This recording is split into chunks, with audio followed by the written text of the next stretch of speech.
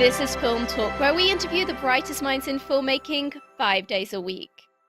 Do you need a great camera for your next shoot? You may want to consider the world's lightest handheld Super 35 digital film camera, Blackmagic's Ursa Mini 4.6K. The Ursa Mini boasts a 4.6K sensor, global shutter, and up to 15 stops of dynamic range.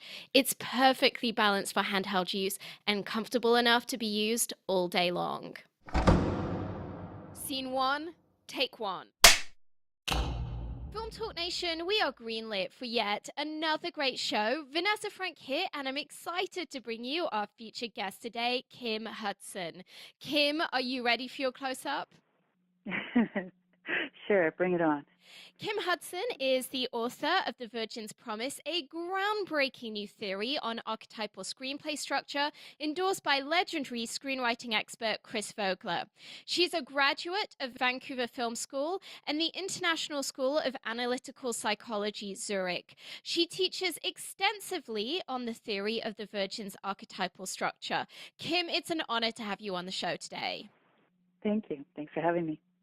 So, Kim, how did you first get into the industry?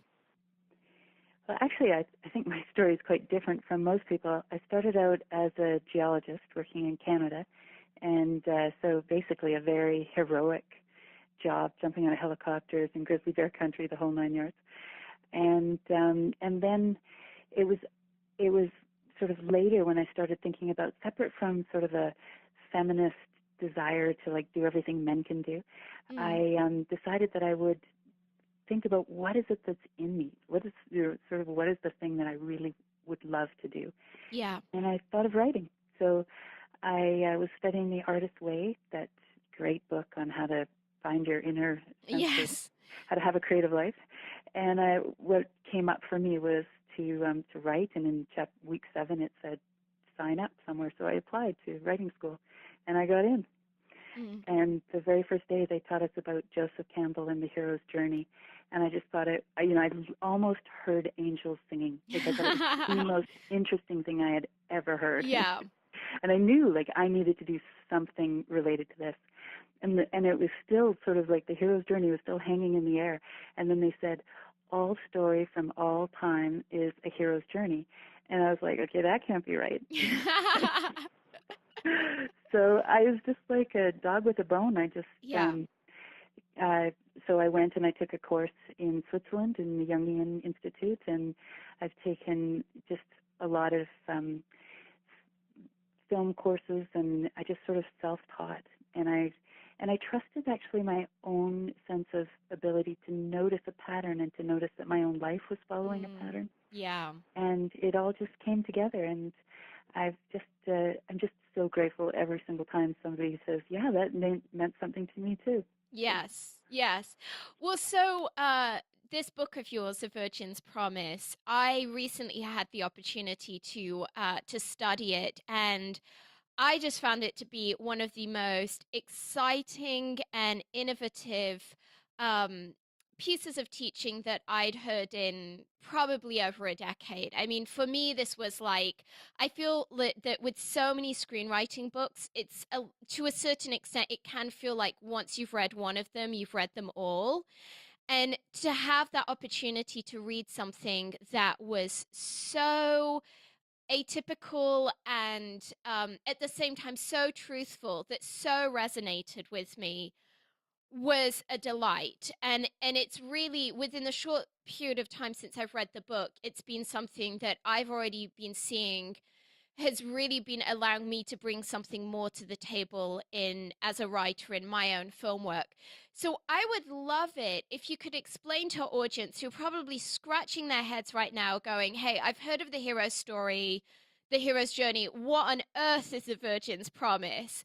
I would just love it if you could explain kind of the crux of what this new theory in screenwriting is. Sure. So it's sometimes easiest to see what it is by looking at what its counterpart is, which is the hero, so what it isn't. So I'll do sort of a back and forth between the two. So in a hero story, he's basically going to a foreign land, and learning how to push back the boundaries of his mortality. He's learning to face fear and control it and then take action anyway. It's Yes. basically the hero story. The Virgin is the opposite. So hers is to awaken to love and to joy, and to find out, when she sort of turns the camera from the outside world into her own interior world, Mm. who is she and what does she love and what is the gift that she feels compelled to bring to life, Yes. separate from what everybody else expects from her. Yes. And can you give some example of some movies that that follow that Virgin's Promise model? Sure, yeah, and you'll be surprised. There's like so many of them, and they can be male or female as the protagonist, this person, because we all have a masculine and a feminine side. You know what? That was really surprising to me when I picked up the book, The Virgin's Promise, and just looking at the cover of it, I was fairly convinced that this had to be about female protagonists, and it really was surprising to me to realize that principle of, oh, the story can apply to men as well, just like the hero's journey can apply to women. Exactly. Like you can be a heroine, and you're basically pushing back against danger and making the world safe. Yeah. And as a man, you can also be sort of at odds with your environment and need to find out who you genuinely are. So some Yeah. great examples. One in the book is Billy Elliot. Yes. That's just so really obvious. Moneyball is another male Yeah, example. I hadn't thought about that. Yeah, that's a great one. King's Speech is a great one. Yeah. Um, what's Avatar is Mm. is all about, It he is, yeah. was able to look at the world through different eyes, and through doing that, bring Yeah. the needed change that the kingdom didn't even know it needed. Yes, Um, absolutely. surprisingly, Fight Club is a virgin story. And all psychological dramas tend to be, like because Yes. going into that internal world, a Black Swan would be a female virgin story. Her secret Mm. world is basically her psychosis. Yes. Um, An Education is one of my favorite virgin stories, and it just follows the lines of the story so beautifully. Mm. Um, the Help would be another one. That, Yes. and even some of the really older ones, like Shadow of a Doubt. Yeah. It crosses time and it crosses cultures. Yeah. Oh, I feel like Dancing with Wolves to me was maybe a really strong example of Yes, the yes. Virgin's Promise with a male protagonist, with a guy who's realizing, kind of looking inside of himself and realizing that the values of the world that he's come from are not the values that he's attracted to. I mean, it's basically the same story as Avatar, I guess. Right, um, right. And that's not disappointing. yeah, Like it's a story that we long to see before us, so that we can yeah, like put ourselves into that, and maybe as we're pulled along with that story, get a sense of locating ourselves within our own lives, and be inspired to where we can be pulled forward. mm. Yeah. Something that was really interesting to me about this virgin model as opposed to the hero's journey is the fact that the story in some senses starts a lot later. With the hero's journey, you're being told, oh, you need to have had this turning point by page 15. And yet when you look at the Virgin's Promise model, the turning point is that much later. It's a more slowly gestating story. And that to me was very freeing, because I feel like in the past, what I've been trying to do with certain stories that I now realize were more that virgin model that you have, more so than the hero's journey. I was trying to push it into that model that wasn't correct for it, and maybe having the first act be far too short, whereas from what I understand, the first act on the Virgin Promises model is much elongated. Is that correct?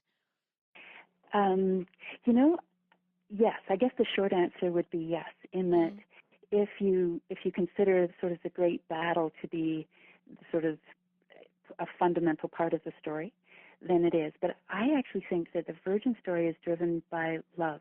That Yes. that what you're trying to do is have you set up the dynamics of that fear-based world, and then you find a place for her that has nothing to do with that, a place where she's in sort of a cocoon and can Mm. experience what it's like to be free of fear, so Yeah. that love can sort of ooze and be all around her, and Mm. then she can sort of blossom.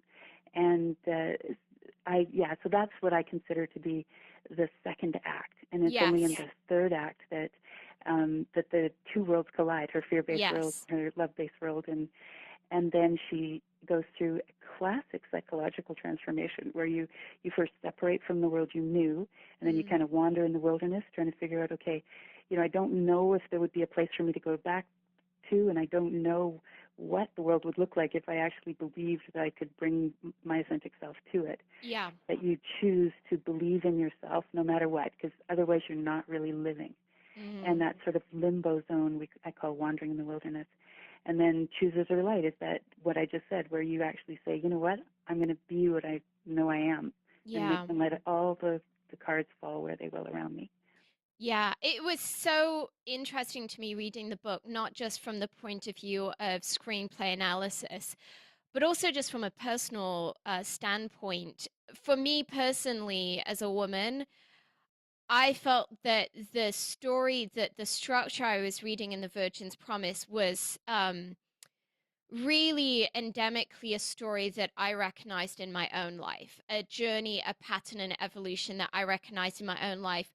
Candidly, a lot more so than maybe the hero's journey, which seems, and I don't know if that's a gender thing or just something to do with me, but it was really, I really felt that resonance reading The Virgin's Promise, of just realizing the extent to which, wow, this is a model of a story I have seen time and time again in men and in women, where the world that they grow up in is not the world that their heart is telling them they were designed for. And Right. there's this transitional moment in their life, maybe when they're a teenager, maybe in their 30s, maybe in their 60s, whenever it is, when they come into contact with the things that they were designed for, the world that they were modeled to be fit into, and they have that transitional moment of realizing, wow, actually, I mean, it's really almost like the story of like the ugly duckling, to a Totally certain is. extent. Yeah. Yeah. Yeah. Yeah, yeah, and I think we used to tell these stories mostly as a coming of age story, Yes. and or a fairy tale. Actually, I think you hit on something very important there. You could most of the fairy tales, like Snow White or The Beauty and the Beast, they all actually have a virgin element to them. Yeah, they It's do. all about finding yourself and bringing that against what your culture expects Mm. and growing in that internal world. But I think our world is changing, and that we need virgin stories more than ever. I agree. I really do agree. I think with particularly the younger generation, I can really Yeah. see it resonating with them, because I think when I look at that baby boomer generation, my parents' generation, I think that there was a stronger idea of how things were supposed to happen in culture, and that one was just supposed to toe the line. Mhm. And what I see more so in the younger generation, teenagers, people in their 20s, you see that kind of mindset of just there being such a plethora of options in the world. And I think that disconnect between their parents and their grandparents' culture and the world that they're in now of Instagram and Twitter, that kind of tells them, hey, you can be whatever you want to be. And I think that for that reason, I can really see stories that follow that Virgin's Promise model being stories that resonate with this younger generation a lot more so than, those kind of more stoic stories that we were seeing maybe in our parents' generation. Right, where the path was more clear and everybody was Yeah. sort of trying to get on the train and get to the station. But Yeah. now, I mean, you're right. There's so many options, and you can't even count on, sort of getting a job and then working your way through and getting a pension at the end. Like Mm. people are going to have to know what their talent is and then make it visible to the world so that the world will know how to connect to them. Yeah, Like we're all going absolutely. to be designing our lives in ways that has never happened before. Absolutely. So, Yeah. in terms of the industry's adoption of this model, have you found that on the whole that script doctors and filmmakers are fairly open to this, Or is it just, are you finding that you're hitting a lot of walls? Because I'm thinking when it comes to the, the hero's journey, I mean, that's like the sacred cow of the film Right. industry. And so for someone to come along and say, actually, guys, there is a different model that is not, we're not saying we need to replace a hero's journey, but just simply that there's more than one model. And even though you don't realize it, there's a plethora of movies that have been made that actually fit that model. When you look at it in hindsight, that's actually the model they were following. Is that too much for people to take, or are you seeing a real hunger there for a different style of filmmaking? No, you're right. It's been too much for people. Like Yeah. very much everybody, they don't. Well, the word virgin is really hard for people. Yes. First of all. I have to say, I love leaving this book out in my sitting room because it's just such a talking point to people. Wow, what is this book? The Virgin's Promise, tales of evolution and sexuality. It's like, it sounds far more tantalizing than it actually is in some ways. Yes, it's not as risque as it No, sounds. no. Yeah, but it's funny because the virgin, the word originally meant to know that you're of value just for being yourself, like a virgin forest. Wow. I did not know And that. yeah, and I don't even know if I knew that when I wrote the book. I Yeah. tried to find a word that could be masculine and feminine, and Mm. this is the word that Jungians use to describe that nature in ourselves, that Yes. need to turn the camera inward and know who you are. Yeah. And I couldn't find another word. Like it's like we live in a culture that doesn't even have words for that. Yes. And it's like I'd hoped maybe with some of the Virgin Radio and the Virgin companies that the word would get more normal, but it hasn't. It gets a really visceral reaction. Yes. Well, we're living Yeah. in a culture that has clearly is so sexualized now that the idea of even young girls being in a place in their life where there's that kind of untaintedness is really, I think, is just really hard for people to sit with. And But I think it is the perfect word for it because what you're describing is characters, irregardless of where they're at in terms of, their sexual journey, but you're describing characters that have a facet of their life that has yet to be explored. And it's that journey of them embracing and exploring a facet of their being that up until that turning point in the story for them was either taboo, or it was something they were unaware of, or it was just something that they just had never dared to walk into. And I mean, I agree with you. I think that there's probably no word other than virgin that describes, even though this isn't a sexual journey. I mean, I guess in some cases with some characters there is a sexual component to that exploration, and that can be part of it. If you look at a story like Shirley Valentine, Mhm. that's definitely a component of it. But I think even in a non-sexual sense, the word virgin is really the most perfect explanation of what the evolution that you're seeing these characters go through, be they male or female. Right. And it's a great metaphor. Like Mm. you're awakening to your unique value as a standalone, just Yeah. yourself. Yeah. Yeah. So I can uh imagine that there's plenty of people who look at your workshop and go, you know what, that's really not something I've ever explored in screenwriting. Sure, I'll go do a class on the Virgin's Promise. what's really funny is I get more men that are comfortable with it than women. Really? Yes. Wow. Yes, and they are Wow. very evangelical about the model, and they want to share it with all their Well, friends. And I think once one sees this model and realizes the potential that there is to tell a different kind of story, it's so exciting. It's so freeing. And for me, it really was that thing of realizing that stories in the past that were virgin promise stories that I was trying to jam into the wrong model and feeling so frustrated. Like, yes, the script doctor is telling me I should be hitting this beat by page 15, but it just, for some reason, like something in my gut is telling me that's not going to work on this story.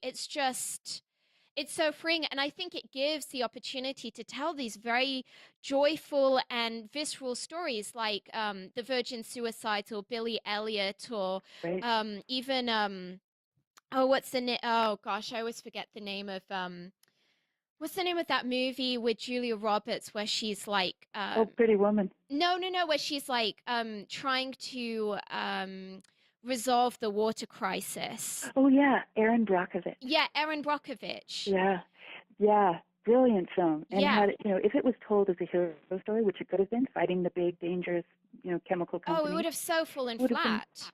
boring, boring. Yeah. Because it's all court documents. But as an evolution of a woman finding that she has a gift, it's connecting to people and being sort of a voice for a cause. Yeah. It's a beautiful story. But it's one of those things that it's only in hindsight reading your book that I realized, wow, the filmmakers did something really innovative with Erin Brockovich. Because you're absolutely right. Most script doctors would have looked at that script and said, no, it actually needs to fit the hero's journey. And thank God that they had the freedom to say, no, this actually needs to be about this woman's exploration of what it means to be a woman, what her values are, and what she wants to choose to fight for and put her energy into. Um, Mm. do you find yourself doing a lot of kind of consultancy for people who kind of bring their scripts to you, or or are you mostly teaching right now? I'm teaching a small amount, giving workshops, and Mm. writing more books. I'm Ooh, what focused books do you on that. have coming up? Well, I have one which is the Virgin and the hero are essentially how do I understand my relationship with myself. One Yes. is how do I go out into the world and sort of face everything that could hurt me, and Mm. how do I turn the camera and connect to myself as a sort Yes. of a foundation for everything. So you got that. So the next level is how do I maintain, say, my relationship, my virgin energy, and then still cross the distance between me and another person. And Mm. for the feminine, that would be receiving love, and for the masculine, it's the ability to face, the fate worse than death, which is to give your heart to somebody and then have them walking around without any control on them. Yes. I think we all struggle with that. Yeah, so that's the next sort of level of How sort of human dynamic. exciting. So this It's is going to be a new book? That'll be my next book, yeah. And I've worked out Wow. the beats of that story, so it's got 13 and 12 for Yeah. the masculine or the feminine and the masculine version of it. But it's kind of exciting because it's completely entwined. Those two stories feed off each other completely. So do you know when this book is likely to be coming out? It's at least a year away. Oh, wow. That's Yeah, that's so tough. I was hoping you were going to say to me next month because I want to read it yeah. tomorrow. Um, Thank you. yeah, Yeah. it's really yeah, your work is so exciting. So, in terms of this whole journey that you've been on of really high level thinking about story and story analysis and screenplay theories, what do you feel is really the biggest challenge that you've encountered in all of that, and how did you turn that situation around? Well, I would say the biggest has been overcoming the belief that every story is a hero story, Mm. and that structure is very linear. Yeah. That you start, at the beginning, and it has a natural sort of a line. Art goes up and down, but it's still a line. That's been really really hard to overcome.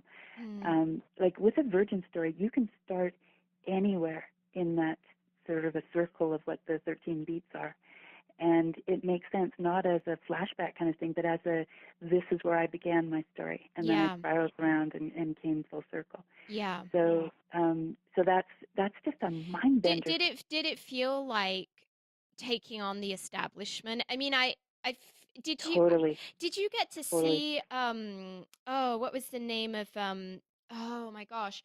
There was a movie that came out called I'm completely blanking on the title of it.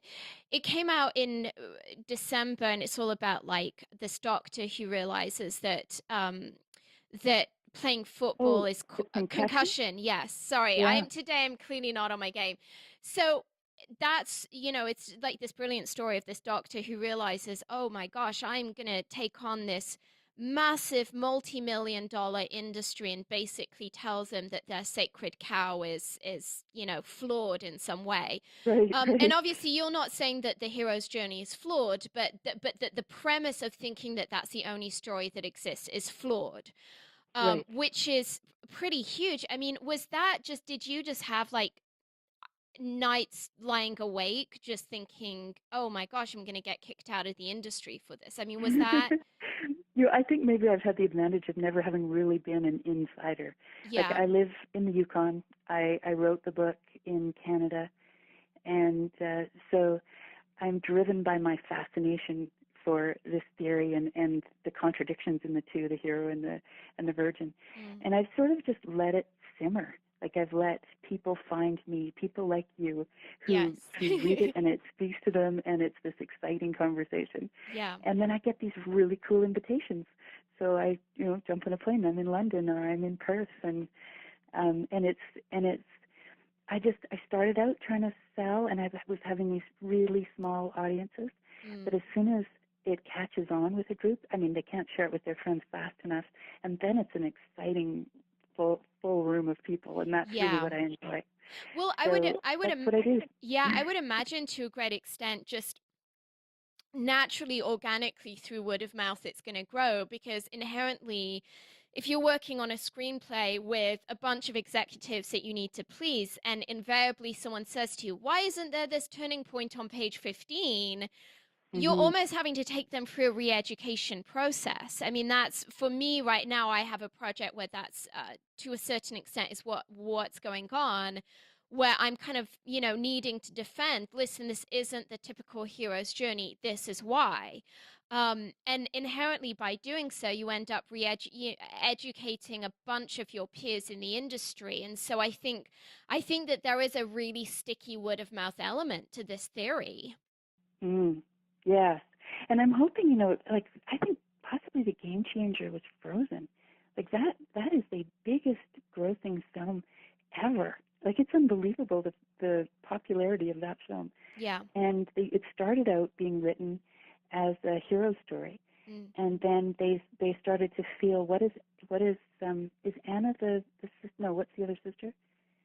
Anna and the one that's Oh, the in Frozen, yeah, the more evil one. Anna and I clearly We're today both my blanking, yeah, my but because brain has we're not watching abandoned children's me. films that Yes, much. the blonde one, But the blonde basically, one. there's one that could have been sort of the evil witch and gone straight into that Yes. kind of a story, and instead they thought, what would it feel like to be her? To Yeah. feel completely at odds with your environment, and Mm. then they pulled from their own creative abilities exactly the virgin story, Yeah. and and it's and I'm so hoping that when they do the remake, they actually ideally they'd find my book and they would use it Yes. because you can circle through this virgin's journey a bunch of times.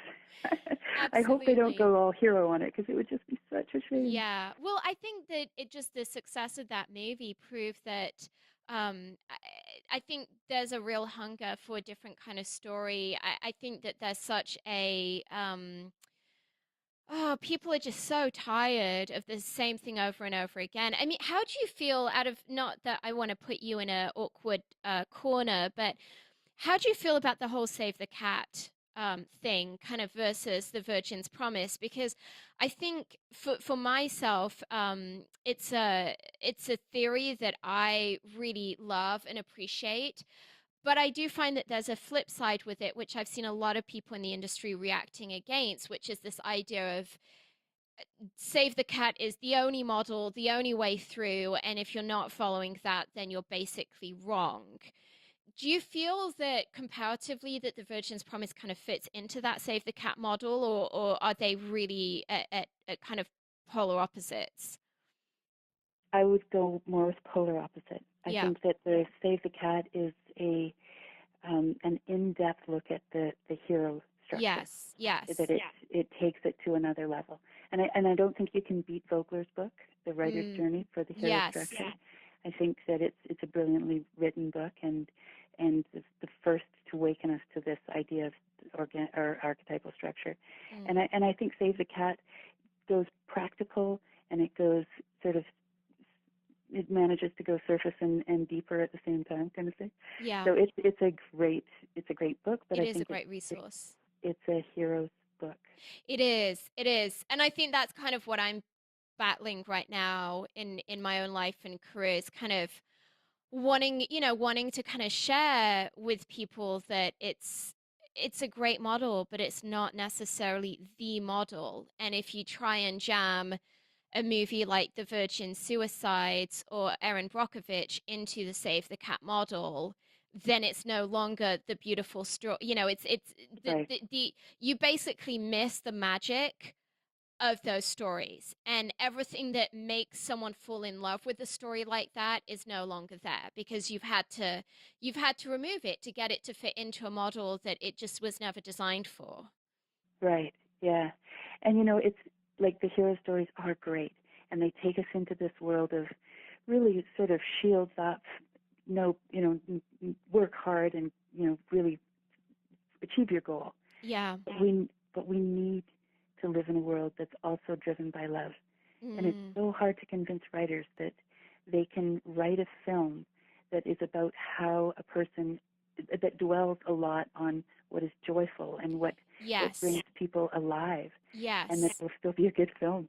And personally, Yeah. I want to give an hour and a half of my theater time and get that feeling of joy. Absolutely. There's enough Yes. fear around me all the time. I want a break. Well, I've been really meditating recently on this idea that we are taught in screenplay theory that every scene should be moving the story forward, right? And that there Conflict. should be conflict in every scene, that you should have the scene either go from positive to negative or negative to positive. And Right. I've been thinking about the fact that really for me, some of my favorite moments in movies, particularly in a lot of Sofia Coppola movies, are those moments where it's just about the moment. It's just about this visceral moment of connection. So if you look at a movie Mhm. like Lost in Translation or Mhm. Virgin Suicides, it is packed full of those moments, or even Marie Antoinette, it's packed full of those moments that are just about the human connection and that moment of joy. And those are the moments that people remember the most. Like years and years later, those are the moments that stick with someone because they are so visceral and Mm. so full of joy and full of that inherent human experience. And I would love personally to see more of those moments in filmmaking, because I think that there is an issue that's going on right now within the industry where we're getting a better and better sense of the importance of structure.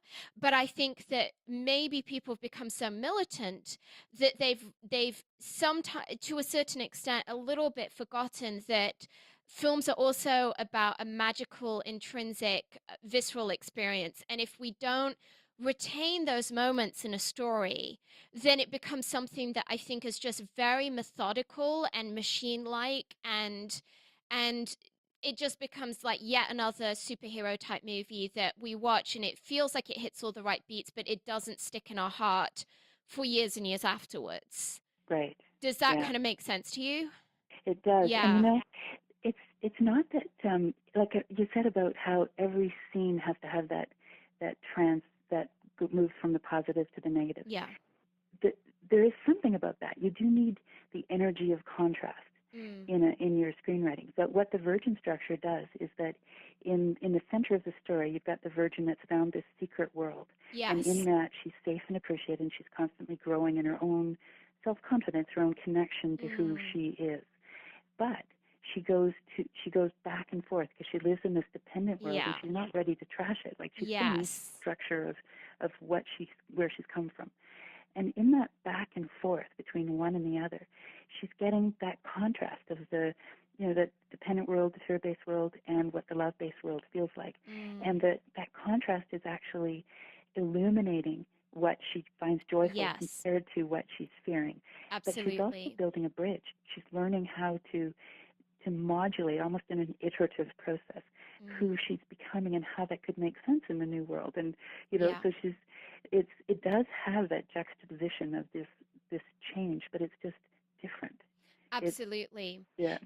Kim, do you think that maybe the tradition of cinema in other nations, like for example in France and other such nations that maybe have a little bit more of an indie approach to their filmmaking, a little bit more of an auteur kind of approach to what they do.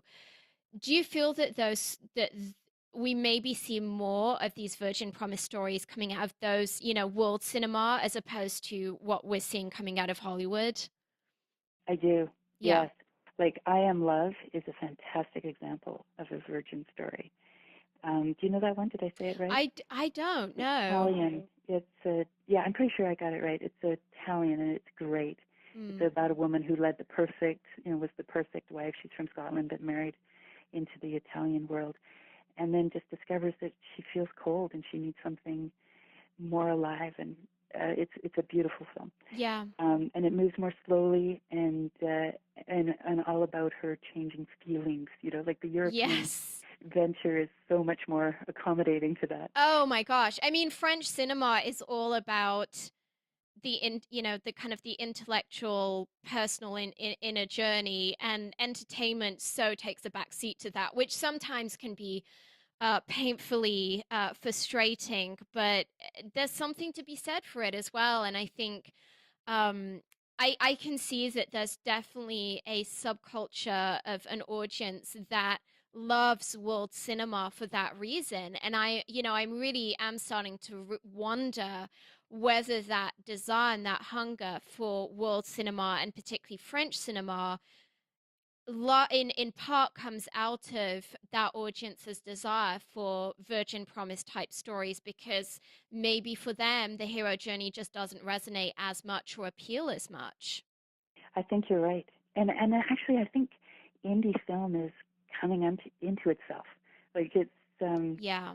it's getting so good. Like you know, I'll admit, I used to avoid those except for the really good ones that got awards. Like Yeah. I just didn't have the patience for the way they kind of meandered around.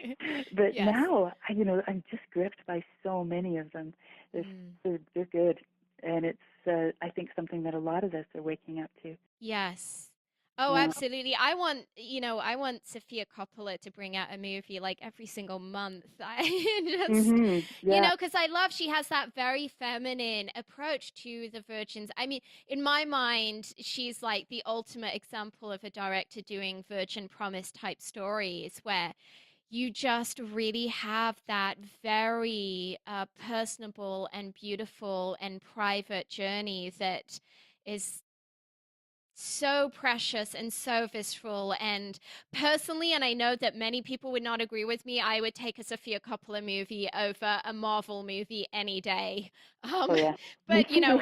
I I come from Europe, so obviously I might be a little different. Well, Kim, we're about to enter our final act in which we're going to be getting some of your top recommendations. But before we do so, let's take a moment to thank our sponsors. When you're putting together that masterpiece movie, the coloring is a major creative decision. It can make the difference between whether the audience interprets your story as warm, cold, dark, or light, and it can help define the genre of the film. Here's a quick tip. Horror movies tend to have blue tones, romantic comedies tend to have warm tones, apocalyptic movies tend to be grey and washed out, movies in which reality is off kilter tend to have green tones, and action movies tend to feature a lot of teal and orange, particularly in their artwork. The Emmy Award winning Da Vinci Resolve from Blackmagic will help you get that perfect color for your next production. The Da Vinci Resolve 12 combines professional non-linear video editing with the world's most advanced color corrector, so you can now edit, color correct, finish, and deliver all from one system. The DaVinci Resolve is completely scalable and resolution independent, so it can be used on set, in a small studio, or integrated into the largest Hollywood production pipeline. From creative editing and multi-camera television production to high-end finishing and color correction, only DaVinci Resolve features the creative tools, compatibility, speed, and legendary image quality that you need to manage your entire workflow, which is why it is the #1 solution used on Hollywood feature films. Kim, welcome to the final act where you'll be showing incredible resources and mind blowing answers. Are you ready? Okay, I'll try. Kim, what is the best advice you've ever received as someone who's working within the film industry? I would say that the best advice I got was to start where you are and see where it'll take you. Yes. And I'm surprised how much that's meant to me over time. It's so easy to feel like there's a right way to do things, or that people are more important, or things are bigger than you are, and you Mm, are completely cut off from your artistic talent in that place. yes. But as soon as you recognize that all you can really do is start from where you are and trust where it will take you, Mm. then you are reconnected to your creative energy, and it's an absolute gift. Yes. I think it's really difficult within this industry to not always be 5 steps ahead in your mind, 5 steps ahead of where you actually are. Hmm. And it's an industry where things change on a dime. I mean, projects fall through, or you might suddenly get a phone call and boom, a week later you're in Prague on the set of some huge movie. I mean, it's so unpredictable. And I think it is that really, I think it's really a challenge as an artist to just stay in the moment and keep your creative energy for the day that you're on rather than continually stressing out about how things are going to be panning out 2 years down the line. Right. Um, yeah, it's, I think I've been thinking a lot recently about how difficult it is to be have all the creativity necessary to be an artist and yet at the same time not be a neurotic mess. Right. And all of that, you know what? You have to just really know what it feels like to be connected to yourself Yes. and how to get there again. Like, it's a Yeah. virgin's journey and it's a big spiral. You'll drift and you have to know how to get yourself back there. Yes, yeah. I mean, really, I guess that's what the Virgin story is about, is learning who you are and then choosing to stay true to yourself, which in As this you bring line, it to the world. yeah, and in this line of work, that's no small thing because we're in an industry that's rife with diversions and distractions and people wanting to offer us lots of money to go and make movies that we know are not right for us. So, Kim, I will definitely be including in today's show notes the link to The Virgin's Promise because I want everyone, every single person who is listening to this show to go and buy it and read it because there's so much depth in that book that one will only really get a hold of, I think, as one just studies it and meditates upon it. And I think it's an absolute must have for any working writer or filmmaker. Um, Other than your own book, The Virgin's Promise, is there maybe some other book that you would recommend to our listeners as being something that's been really instrumental to your own journey as a filmmaker? Well, Vogler's book. I mean, that's what first Mm, awakened to me to the archetypal journey, so the writer's yes. journey by Christopher Vogler. Yes. And I really enjoyed Linda Seeger's work. I think her work with Yes. characters is is very it's accessible and inspiring. So I would say They are those both, two. in my opinion, if I was asked to name the top 5 greatest story analysts, story theorists, they would undeniably be in that list. And we actually did, for those who are interested by that recommendation, we did a great show with Chris Vogler and a great show with Linda Sager, both of which can be found just by going to filmtalkpodcast.com and typing their names into the search bar. So we will definitely include the links to both of those books in the show notes as they have yeah, they've both authored books that are really seminal pieces of work. Well, Film Talk Nation, I know that you love audio. To thank you for joining us today, we've partnered with our friends over at Audible to offer you a free audio book. Great titles available include Why Not Me by Mindy Kaling and Your Year of Yes by Shonda Rhimes. If you haven't already done so, you can claim your free audiobook at audibletrial.com/film talk. That's audibletrial.com/film talk. And this link will also be included in today's show notes. Kim, if you could recommend a single movie for our listeners, maybe something that you feel is a brilliant example of the Virgin Promise model, what would that movie be and why? Oh, it's so tough. One that I bet people have not seen, and I just love being able to show people something that you probably haven't seen yet. Yeah. It would be called Starbuck. It's a French Canadian film, Okay. and it's great for looking at the virgin structure. So it's Really really nice and clear, and it's funny and joyful and has such a depth of heart that it's a interesting. film that Is I there anyone in absolutely the adore. cast? Is there anyone in the cast that we would recognize, or is it all newcomers? It's all newcomers to me Okay. anyway. Like there's certainly nobody Yeah. who's like in it. Yeah, It's but definitely another one one, way if of you putting want it. to challenge yourself to sort of look at the Virgin's journey through another film, her was a surprising one, Yes. and it's another one that's really fun It, to watch. oh my Just the gosh, I hadn't structure thought and about that. fantasies. Yeah, of course, it really, really is. And it was just such a, I think, such a thought-provoking and deeply touching movie. I just sobbed my way through the credits. So, Hmm. um, I know. Kim, if you could recommend a website or an app, maybe some kind of a digital resource that you found really helpful in your work, what would that resource be and why? You know, I if somebody could recommend one to me, I would be eternally grateful. Like I am not. I'm so backwards in this world of apps and websites. Like Oh, yeah. So that's something that I need to improve. yes. Well, I would recommend then, I think, a link that makes a lot of sense in context of the Virgin's Promise book is the website of your publisher, Michael VC Of course. Productions. Yes. Of course. And that link is mwp.com. We'll have that link in the show notes. And for anyone who is interested, they can go and buy the Virgin's Promise on that website. And there's also just a huge array of similarly fantastic film resource books, the quality of which is parallel to none, in my opinion. Um, It's well, true, and it's a yeah. very generous site. Like there's free. I actually have a free webinar that's on there, Oh, and other really? people do as well. So yeah, Michael Weesey Productions And what is your has a webinar great way. about? It's the Virgin's Journey. It's me doing a slideshow on it, and Oh then my gosh. question and Oh answers. my It's gosh. Now I know really what I'm fun. now I know what I'm doing this evening. I'm going to be like sending this to everyone I know in the industry and saying to them, "Listen, I told you so." Like, yeah. Oh my gosh. That's so brilliant because I feel that there could be a real challenge for people who read this book when they are facing film executives or producer who's kind of going, I don't get this. Why is there not this massive turning point on page 12 or page 15 or whatever it is?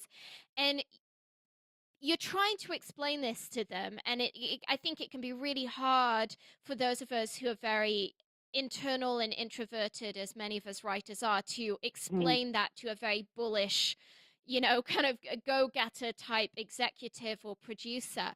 And having something where we can just say to them, listen, can I just send you a link, and would you just give me a few minutes of your time to watch this slideshow, because it's going to explain this to you so much more succinctly and powerfully than I ever could.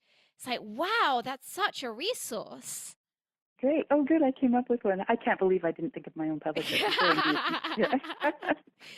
I thought that Well, went without saying. it's serendipity. It's serendipity then that I thought of the website. But no, that's I think we definitely all need to go in and in fact, what I'd love to do is I'm actually going to include, if there's a way to do it, I will include a link in the show notes directly to that slideshow so that for the super busy executives that are listening to this show who maybe just kind of want the cliff notes because they may feel like they don't have time to read a whole book, there'll be that link to that slideshow so that, you know, if they have a few minutes during coffee or what have you to go watch that, they can quickly kind of get on the page with what this whole Virgin's Promise structure is. So yeah, if nothing else, it would be some interesting dinner talk for everyone. Well, Kim, it's time for the martini shot. What parting piece of guidance would you like to share with us? I would say that when you are writing, you are basically on a virgin's journey, and you can't Oh my do gosh, yes. in a Sorry, I'm creative just like, world. you just said that, and I just had the most massive paradigm shift. Wow. Wow. You're just dropping like gems today, Kim. Oh, thank you. Yeah, well, this was one of the awakenings for me, that I couldn't bring my best writing, even if I was writing a hero story, unless I was treating myself like I'm on a virgin's journey, which means Yes. love-based world. You have to make yourself comfortable. You have to like have your favorite computer and your favorite spot to write. Yes. And Yes. I would always I created music that sort of it elicited the really great feelings of the movie, like a virgin's Yes. feelings from the songs. And I'd go for a run at a certain point in the morning, and I'd just feel so great in my body. And then I'd come home and write endlessly, Yeah. do it joyfully, and the words will flow through your fingers. In terms of, for those of us who are maybe working on assignment, and maybe that assignment is for a studio where there's a lot of pressure to perform. You might be the fifth writer that they brought on a project, and you know that it's kind of like there's a dagger hanging over your head. And that can really shut a writer down. I mean, it can be Mhm. very hard to get to that vulnerable place that one has to get to as a writer when there's all these external pressures. Mhm. How does one, I mean, I think you just made some great suggestions on how one can create that environment. But in terms of staying true to oneself and protecting that inner sanctum, that inner world that you have to have creatively to be able to stay in that place of flow, what would Mhm. you recommend people can do to to protect themselves? So I would say, first recognize that you need a cocoon. You need a secret world where you choose who's in there, and Yeah. be very careful who critiques your work. You need Yes. friends, not allies. Allies are people that'll make you tougher, stronger. You need friends, people that will see the little kernel of what's beautiful in you, and Mm, and and help it to grow. yeah. So, and if you just can carry that story in your heart, that you're going to go to that big world and get it done and fight the good fight. But for this writing moment, you need to create this place where you can meander and be curious, and put a container on it. Like, it's not forever. It's like this 2 hour place where I get to Yes. meander. And then whatever you've produced in that time, you take it out, and then you apply structures, and you Yes. you shields up, kind of really get out there with it.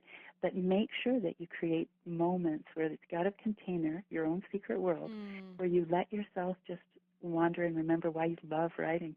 Like, just, yes. yeah, connect.